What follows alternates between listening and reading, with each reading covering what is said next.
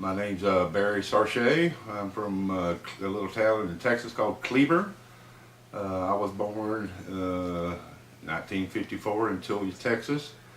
We moved to Cleveland when I was 6 years old. Went to high school there, graduated there. And at the time, I never thought about ever joining the service of any type.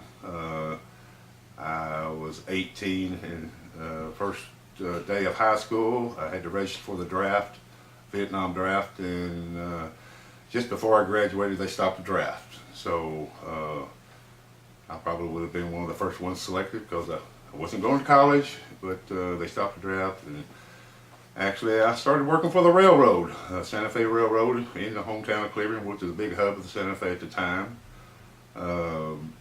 Worked there for 9 months, got laid off. Economy started bombing, went downhill.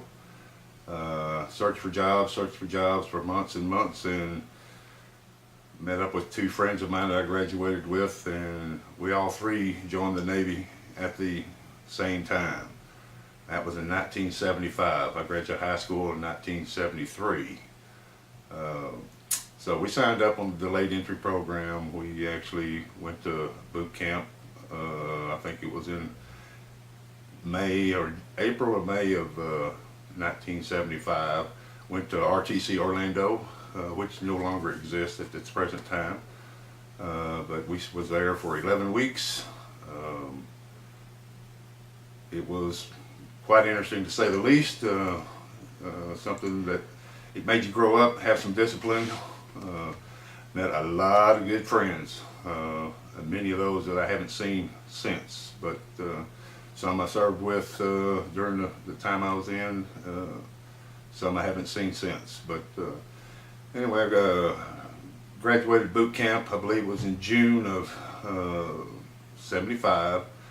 Came home, had orders to go to A school in Memphis, Tennessee.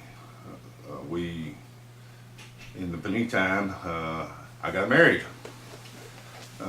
Got married in June. Right, I think it was 2 days after I got home from boot camp. We went to Justice Peace, got married, and the next day we left for Memphis. So I went to A school, which is the school you learn your trade. I was going to learn to be an aircraft electrician. Something, I always wanted to be an aircraft because my dad was a pilot, he was an AP mechanic, and I just kind of wanted to get into the aircraft field myself. So I went there not knowing a thing about electricity or wiring or how to troubleshoot or any sort of process of that nature. But I arrived there as I called an E2, which was an aircraft apprentice, they call it.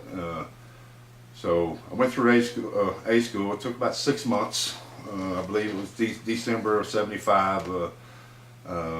We finished A school. I did actually graduate first in my class.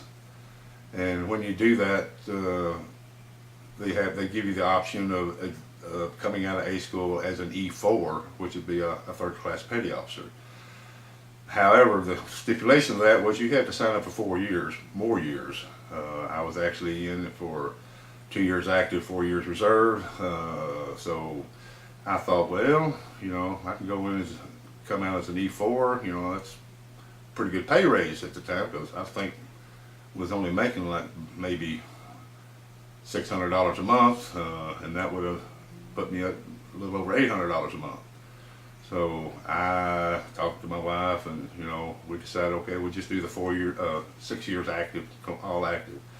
So I signed up, came out of A school as a E4 petty officer, third class, or AE3 as they call it, and I had orders to go to Jacksonville, Florida.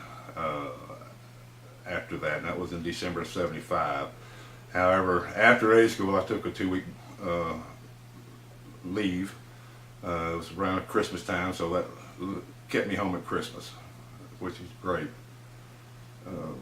So 2 weeks later, my wife and I arrived in NES Jacksonville. I was assigned to HS-1, which is a anti-submarine helicopter squadron in Jacksonville for training to learn the systems and operations of the H-3, at that time G, helicopter, Sikorsky helicopter. So I went through the training, and just as soon as I graduated from that particular training, which lasted maybe 3 months, from January to, I believe it was into April, I was assigned to Helicopter Anti-Submarine Squadron 15, HS-15, out of Jacksonville, which happened to be leaving the very next day to go on a Mediterranean cruise.